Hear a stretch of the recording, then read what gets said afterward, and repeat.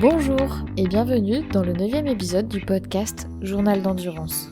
Pour cet épisode un peu particulier, je vous embarque avec moi sur les pistes de Loubéjac à bord du quad Can-Am de Jean-Noël Lafort. Président de l'association des organisateurs de raids d'endurance équestre de la Dordogne, ou bien connu sous l'acronyme ADORAID, ils organisent le 7 septembre prochain les championnats du monde à Monpazier. Vous l'aurez compris par le fond sonore que vous entendrez, on a profité des pauses entre les passages des chevaux pour enregistrer et ainsi aborder les enjeux de l'organisation d'un tel événement. On en profite également pour parler de l'élevage de Jean-Noël Lafort, l'élevage Kabira. Je tiens à le remercier de nouveau de m'avoir accordé ce temps durant cette journée de compétition et m'avoir emmené sur les pistes pour vous faire vivre la compétition de très près pour ce premier projet de live. Je vous propose cet épisode en partenariat avec la sellerie L'Atelier du Cheval, votre spécialiste incontournable en équipement pour le cavalier et le cheval d'endurance, que vous soyez compétiteur chevronné ou amateur enthousiaste. Allez, je vous laisse avec l'invité du jour. Alors bonjour Jean-Noël Lafort, merci beaucoup de m'accorder quelques minutes pendant la course de Loubéjac, on est sur la piste là actuellement. Est-ce que tu pourrais te présenter pour les gens qui ne te connaissent pas pour commencer ? Oui, mais Jean-Noël Lafort, je suis périgourdin et passionné de chevaux. Donc après avoir débuté sur mon poney à l'âge de 9 ans, j'ai dirigé un centre équestre de 20 à 30 ans et j'ai découvert la discipline de l'endurance à cet âge-là. On était en 1988, donc j'ai fait mes premières épreuves avec mes chevaux de centre équestre à ce moment-là. Et bien, petit à petit, évidemment, on a monté au niveau des kilomètres pour arriver au niveau national et international. Et donc, la cavalerie a évolué depuis les chevaux de randonnée. Après, on a goûté aux chevaux pur sang arabe. Et on a commencé un petit élevage qui a grandi avec les années et la passion. Vous êtes également organisateur, notamment de Monpazier, de Loubéjac. Est-ce que vous pourriez nous parler de Monpazier, c'est le sujet de notre podcast aujourd'hui ? Monpazier, c'est notre association l'ADORAID, qui est l'association des organisateurs de raids équestres d'endurance de Dordogne, qui l'organise depuis 1997, la première. Et voilà, donc au bout de 25 ans d'organisation, de courses toujours internationales, notre course a eu pas mal de succès. Et donc maintenant, on a réussi à avoir l'organisation des championnats du monde. Comment est-ce qu'on arrive à pouvoir organiser un championnat du monde ? Pouvoir l'organiser, ce n'est pas encore refait. On va attendre le mois de septembre, mais on a quand même une expérience assez importante depuis pas mal d'années. On a toujours 20-25 nations, entre 300 et 400 cavaliers qui viennent parcourir les pistes autour de Monpazier. Donc on a l'expérience à ce niveau-là, on n'est pas inquiet à ce niveau-là. On a des pistes de qualité qui sont reconnues depuis pas mal d'années. Et donc on reste sur ce circuit qu'on a amélioré pendant 25 ans. Maintenant on a un circuit qui est établi et de qualité, d'excite les cavaliers qui viennent du monde entier depuis quelques années. Comment est-ce que vous proposez à la Fédération internationale pour organiser un jour un championnat du monde ? Mais j'avoue que j'étais assez surpris. C'est les gens de la fédération qui m'ont demandé il y a 2 ans de ça, est-ce que Jean-Noël, ça te dirait de postuler pour l'organisation de cet événement. J'avoue que je ne m'y attendais pas du tout. J'avais même pas pensé ni rêvé de faire un tel événement. Qui est quand même exceptionnel, c'est tous les 2 ans, c'est une fois dans le monde, donc c'est une très très gros événement que j'ai eu le plaisir de connaître grâce à mes enfants qui ont participé à plusieurs reprises ou en jeune ou en senior à différents championnats d'Europe et championnats du monde. Donc je sais ce que c'est une telle organisation. Et après avoir réfléchi et avoir parlé aussi à mes collègues de l'ADORAID, parce que l'ADORAID je suis pas tout seul, même si j'en suis le fondateur. Et donc on a discuté, on s'est dit bon, pourquoi pas tenter l'expérience, l'aventure. Et voilà, évidemment on savait qu'il y avait pas mal d'autres propositions dans le monde entier, donc on n'avait pas idée qu'on pourrait être retenu. Et puis voilà, on a monté un dossier et ce dossier a été retenu par la FEI après inspection des différentes juges de la FEI. Et voilà, donc depuis un an maintenant, nous savons que c'est notre candidature qui a été retenue. Ok. Là, on est à 4 mois des championnats du monde. Qu'est-ce que vous êtes en train de faire en ce moment pour l'organisation ? Alors, en ce moment, on s'occupe de Loubéjac, qui va servir de course sélection pour le championnat du monde pour l'équipe de France. Voilà, donc c'est vrai que ça nous prend quelques temps parce que c'est une grosse épreuve aussi où nous avons pas mal de monde. Et sinon, pour la course de Montpazier, déjà il y a eu le pré-ride l'an dernier au mois d'août. Donc voilà, on a montré qu'on était capable d'organiser ce type d'épreuve. Donc au niveau des courses par elles-mêmes, on n'est pas inquiet. On a aussi un site qui est l'hippodrome de Marsalès, qui avec des tribunes, avec une piste, avec pas mal de terrain, plus un terrain de 20 hectares adjacent. Donc on n'a aucun souci de parking, etc. pour mettre tous les véhicules d'assistance, les box, etc. Ça c'est hyper important dans une organisation. Donc voilà, on a tous ces avantages-là pour organiser ce championnat. Après, par contre, le cahier des charges de la FEI est quand même très conséquent. Je vous avoue que quand je l'ai signé pour l'organisation, pour proposer notre organisation, c'était 50 pages tout en anglais, j'ai pas tout lu, j'ai signé. Et donc voilà, quand on a eu cette obtention, on y a regardé d'un peu plus près. Et c'est vrai qu'il y a quand même pas mal de choses un peu plus compliquées que des courses que nous faisons d'habitude. En quoi c'est plus compliqué ? Qu'est-ce qui va être difficile pour vous à mettre en place là en septembre ? Difficile, disons que c'est tout ce qui est organisation pour les cérémonies d'ouverture, pour cérémonies de clôture aussi, pour voilà tout le protocole que nous impose la FEI par rapport à les retransmissions télé, par rapport voilà pas mal de choses qui sont quand même plus importantes que ce que nous faisons d'habitude. D'accord. Et nous attendons aussi beaucoup plus de monde. Donc il faut gérer les cavaliers, les suiveurs, le public, etc. Donc c'est une gestion qui est bien différente. Combien de chevaux vous attendez à peu près, vous savez ? En gros, ça va être entre 130 et 150 chevaux.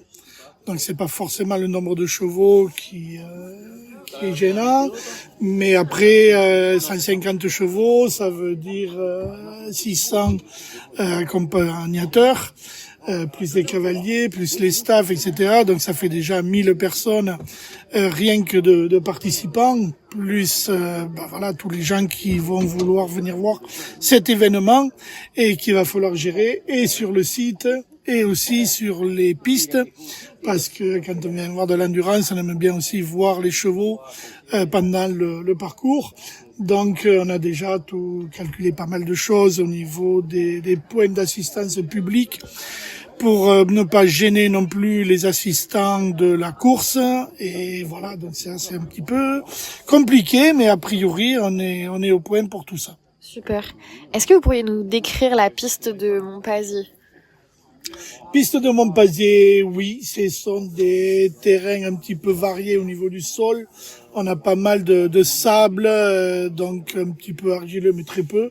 Donc ce sont des terrains qui sont bons au niveau du sol pour les pieds des chevaux.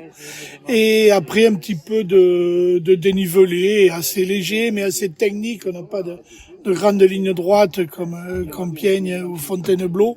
Donc c'est plus technique que ces courses-là, qui peut-être avantageront les cavaliers français et européens par rapport à d'autres nations qui sont plus habitués à des grandes pistes toutes droites, en sable, etc. Mais c'est aussi un petit peu les débuts de l'endurance, quand les premières courses étaient à Montcuq ou Florac. Et voilà, donc ça ressemble, c'est un intermédiaire entre les grandes pistes de Compiègne et les pistes de Florac. D'accord. Vous, aujourd'hui, c'est pas votre métier d'être organisateur? Non, Okay. pas du tout mon métier, mais une grande passion qui me prend beaucoup de temps. Mais bon, quand on est amoureux d'une chose, eh bien, on s'investit. Et puis j'ai la chance d'avoir une équipe énorme et magnifique qui m'aide pour l'organisation, qui m'aide à tous les niveaux, que ça soit pour les chemins, que ça soit sur le site, avant l'épreuve, pendant l'épreuve. Et voilà, c'est grâce à tous ces gens-là, tous ces bénévoles, que nous pouvons réaliser cette course. Quel est votre rôle, vous, en tant que président de l'association Adored, exactement? Mon rôle, c'est de quoi? C'est de prendre des décisions toujours collégialement avec mes amis qui font partie du bureau et voilà, et donc d'organiser tout ce petit monde, voilà, quels que soient les niveaux. Mais après, on a aussi des responsables de chaque atelier et voilà, donc on fait beaucoup de réunions et beaucoup d'organisation pour ces championnats. Vous êtes On n'a combien? pas parlé aussi de tous les problèmes de sécurité, etc. On est en relation avec la préfecture pour toutes les histoires de sécurité, etc. qui risquent d'être très compliquées, mais bien évidemment que nous allons gérer. On est quand même la seule épreuve, je pense, au monde à inviter nos cavaliers, nos suiveurs et tout le monde à un grand repas le soir de la première épreuve et le lendemain où nous avons entre 800 et 1000 personnes que nous faisons manger gratuitement pour le plaisir de partager la table avec nos amis, tout à fait. Les petits-déj gratos et les casse-croûtes sur la piste gratos, bien évidemment. Voilà, c'est la convivialité. Et nos buvettes tournent largement et on aime bien faire la fête aussi à Montpazier. Voilà, et c'est cet esprit de convivialité que je tiens à garder et à donner un petit peu aussi sur nos championnats du monde. Il n'y a aucune raison de ne pas venir à Montpazier, en fait. Perso, je n'en vois pas. D'accord. Vous êtes également éleveur. Est-ce que vous pourriez nous dire quelques mots sur votre élevage? Ah oui, éleveur. Donc, comme je te disais tout à l'heure, quand je me suis mis à l'endurance, on avait commencé avec nos chevaux de randonnée. Et la qualité des chevaux arabes a été vite reconnue. Donc, j'ai commencé à acheter quelques poulinières pur sang arabe. J'ai eu la chance de trouver des très belles origines des chevaux arabes qui soient sportifs, c'est ce qui me plaisait. Et puis voilà, j'ai analysé, j'ai regardé les origines, etc. Je me suis fait mon idée et je suis parti sur des origines crabettes et des origines tunisiennes. Ça a été le début de mon élevage. Et voilà, et donc j'ai eu 10, 15, jusqu'à 20 poulinières avec 3-4 étalons, des étalons phares, notamment Calan, qui a été un très très bon reproducteur, et ensuite s'est produit. Ensuite j'ai eu la chance et l'opportunité d'acheter le dernier fils de Persic, qui s'appelle Géric de Rampen, et qui a continué notre élevage. Voilà, donc nous avons jusqu'à 150 chevaux pur sang arabe, en comptant les poulinières, les poulains et les chevaux à l'entraînement.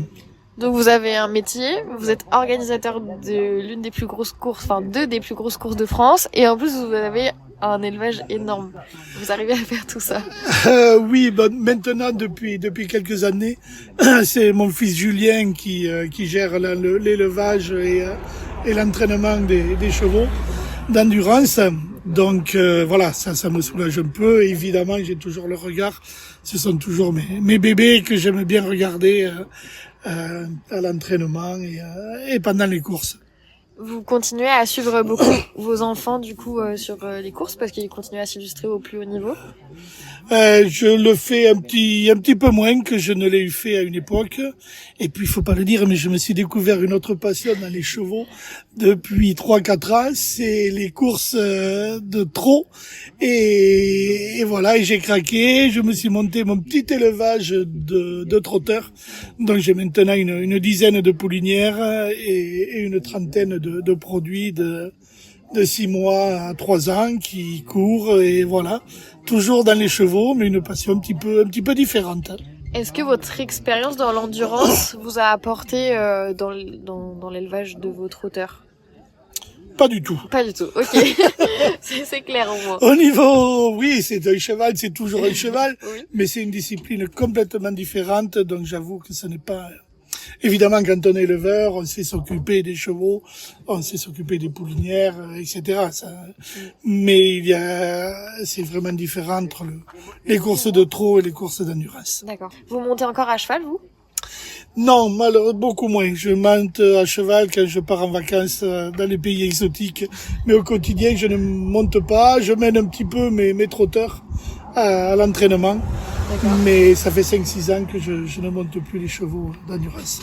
Ça vous manque pas? Étonnamment, non. J'y rêve des fois, mais pourtant, depuis l'âge de 8 ans, j'ai toujours fait du cheval tout le temps. Mais non, étonnamment, j'ai passé ça, et puis voilà, j'ai rebondi sur autre chose. Parce que vous avez couru quand même à haut niveau, vous, personnellement? Ah oui, pendant au moins une quinzaine d'années, je faisais des séries, sans avoir de victoire, j'ai eu plusieurs secondes de place sur des 160 km ou autre. Donc, je me suis vraiment régalé en endurance, et ça a été une passion pendant très longtemps, à un très bon niveau, et voilà, avec des amis très très proches, qui adore cette discipline aussi, et ça crée beaucoup de liens. Est-ce qu'il y a un cheval qui a marqué votre carrière de cavalier ou d'éleveur? Oui. Notre étalon Kalan, un fils de Moulouki, qui était un cheval magnifique d'un modèle extraordinaire et qui a transmis des chevaux avec du tempérament, mais des chevaux qui étaient très durs et qui, pour la discipline de l'endurance, étaient vraiment excellents. Il y a eu de très très nombreux produits. Je crois qu'il y en a eu plus d'une trentaine qui étaient podium de CEI. Voilà, qui a, à mon avis, pas été assez exploité à l'extérieur, mais nous, à Kabira, on a su l'exploiter. Et c'est grâce à ce cheval, je pense, que notre élevage a été aussi haut au niveau de l'endurance. Il est encore vivant, ce cheval? Malheureusement, non. Il est parti il y a une vingtaine d'années. D'accord. On retourne sur le site de la course, alors j'en profite pour vous présenter le partenaire de l'épisode du jour, la sellerie L'Atelier du Cheval. Fort de leur expérience dans la discipline, ils accompagnent tous les cavaliers d'endurance. L'équipe vous aiguille et vous conseille dans vos choix. Retrouvez leur boutique près d'Aix-en-Provence ou en ligne à www.atelierducheval.com. La sellerie vous propose une sélection de produits de qualité et de marques comme Equitime avec sa selle d'endurance et la personnalisation des bridons, Zilko, Polar, Burioni ou encore les selles Prestige Italia, ainsi que toute une gamme de produits conçus pour optimiser les performances et le bien-être de votre monture. Est-ce que vous pensez que Montpazier est la plus belle course de France? Quelle idée! Évidemment, c'est la plus belle de France et du monde, évidemment, puisque c'est la nôtre. On va pas dire le contraire. Non, pour être objectif, je pense que c'est une belle course. La preuve, c'est le nombre de cavaliers que nous avons. Ça, c'est la meilleure preuve, et qui reviennent d'une année sur l'autre. Et puis, on a aussi un état d'esprit à Montpazier qu'on a tenu à inculquer, c'est la convivialité. Donc, on fait vraiment un effort, c'est pas un effort d'ailleurs, mais on met l'accent vraiment sur la convivialité, que ça soit au niveau de la restauration. On a toujours une équipe de 25 ou 30 cuistots avec Riton et Aldo à la manette, et donc au lieu que ça soit des sandwichs merguez, saucisses, on a toujours à Montpazier des petits plats avec des magrets, du foie gras, des salades de gésier, des produits locaux, et voilà, ça fait un peu la spécificité de notre épreuve aussi. D'accord. Pour les gens qui hésitent encore à venir voir les championnats du monde en septembre à Monpazier, qu'est-ce que vous pourriez leur dire ? Mais qui viennent à Monpazier cette année parce que c'est le dernier championnat du monde que nous allons organiser. Et donc il faut pas le louper. Et plus sérieusement, on a, je pense, fait un programme pour ce week-end-là qui va être très très sympa. On a prévu plein d'animations, que ce soit la cérémonie d'ouverture sur la place de Monpazier où il y aura plein de spectacles, tout est gratuit et ça va être, je pense, très très bien.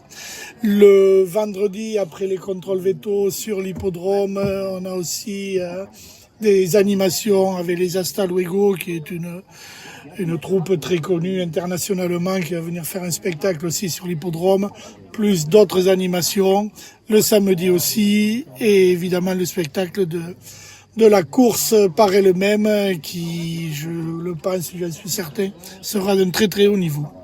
À votre avis, l'équipe de France a assez chance pour ce championnat du monde, du fait qu'on soit en France ? Absolument, c'est sûr que c'est plus facile pour nos cavaliers français et européens de pouvoir rivaliser avec les pays du Golfe, puisque ce sont eux qui sont depuis pas mal d'années en tête de tous les championnats du monde. Donc c'est vrai que le circuit, je pense, va aider nos cavaliers européens et bien sûr nos cavaliers français à rivaliser avec ces gens-là. Les cavaliers français viendront bientôt s'entraîner à Monpazier, il me semble. Ça, il faut voir avec le sélectionneur. Je ne sais pas. En tout cas, on fera tout ce que l'on peut pour les aider, pour qu'ils soient prêts le mieux possible pour ces championnats. D'accord. Est-ce que l'aspect environnemental de l'organisation est important pour vous ? De la protection de l'environnement ? Je suis un fervent défenseur, évidemment, de ma belle région. Et donc un écolo dans l'âme. Donc c'est certain que je fais tout ce que je peux pour protéger nos beaux sites, nos beaux chemins, etc. Voilà. Après, par contre, je m'insurge contre les gens qui n'y connaissent rien du tout et qui râlent pour le gaspillage de l'eau ou pour certaines choses comme ça. J'ai fait des calculs au niveau des consommations d'eau et c'est vraiment ridicule par rapport à un agriculteur qui arrose 1 hectare de maïs. Sur une épreuve d'endurance sur 3 jours à Monpazier, on a la même consommation que pour un 10e d'hectare de maïs en moyenne nationale d'arrosage. Ce qui est ridicule. Ça représente combien de litres à peu près ? 300 mètres cubes. 350 mètres cubes sur le week-end. D'accord. Est-ce qu'il y a des choses que vous mettez en place dans vos organisations pour éviter le gaspillage d'eau ou... Non, l'eau pour nous c'est pas un problème. D'accord. Surtout en ce moment, surtout ce week-end. Et même à règle générale, parce que c'est pas non plus Oui. voilà, des quantités qui sont incroyables. C'est vrai que quand on regarde, ça peut paraître important, toute l'eau qu'on déverse dans un grooming, mais quand on regarde à côté les consommations qui sont faites, des remplissages de piscines ou donc des arrosages de culture, que je respecte évidemment, mais ce sont des volumes beaucoup plus importants. Est-ce qu'il y a d'autres aspects de la protection de l'environnement qui sont importants ? Non, nous on est les premiers à entretenir les chemins, à respecter évidemment tous les autochtones et qui vivent dans notre pays, etc. Je me bats toujours pour les gens qui laissent des bouteilles en plastique sur les points d'assistance, mais bon, on ira. En tout cas, au niveau des Français, c'est certain qu'il y a très très peu de soucis. Quelquefois, avec d'autres pays, c'est un peu plus compliqué, mais on le gère. C'est vraiment une opportunité énorme pour la ville de Monpazier et la région que d'accueillir des championnats du monde. Est-ce qu'ils vous aident dans cette organisation ? Un petit peu, Okay.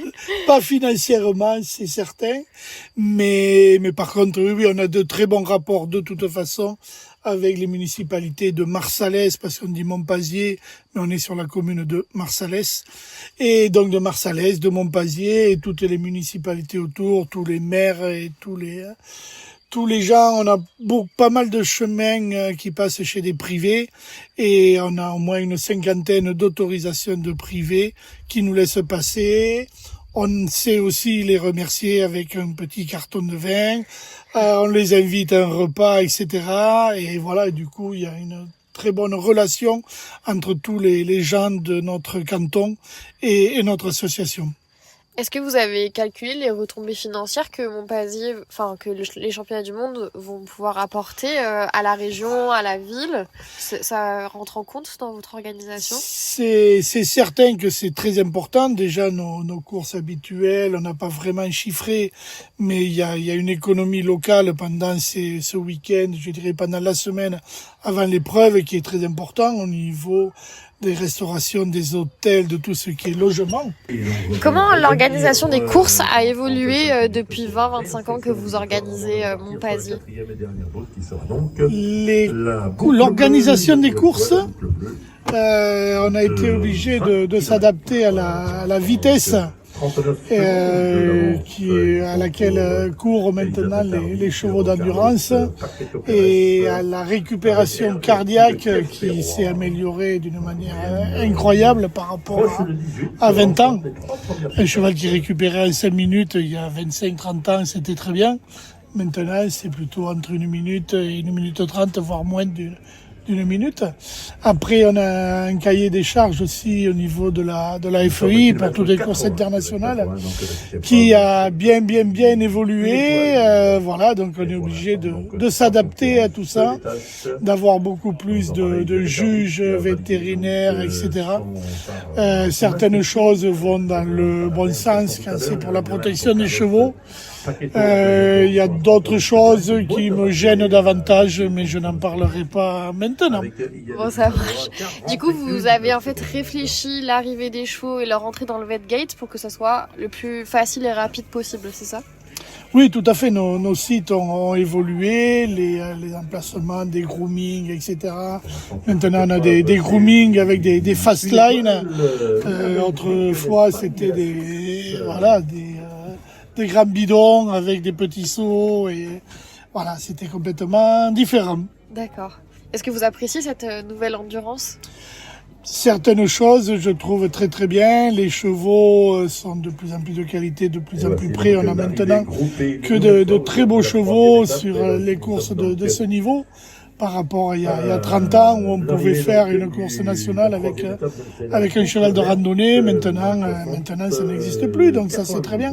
Ça a évolué dans le bon sens. Voilà. Après, d'autres petites choses me gênent un peu plus. Ok. Est-ce que vous pourriez nous parler un peu de votre expérience d'entraîneur de l'équipe des jeunes cavaliers d'Aquitaine? Ah oui, c'est de très très bons souvenirs. Mais comme mes 3 enfants, Julien, Roman et Morgane, sont passionnés tous les 3 d'endurance, et donc ils ont monté tout jeunes, et donc voilà, ils étaient super motivés pour faire partie de l'équipe d'Aquitaine pour le championnat de France. Et donc je les ai amenés 2-3 ans, et après j'ai eu l'opportunité d'en devenir le coach, comme on disait, pour les jeunes. Donc je me suis occupé des jeunes aquitains pendant une dizaine d'années, et ça a été une expérience vraiment géniale. Il y avait une ambiance extraordinaire entre les enfants, les parents, etc. pendant 3-4 jours, avec de très bonnes fêtes, une ambiance incroyable. Tout le monde donnait la main à la pâte, tout le monde s'aidait.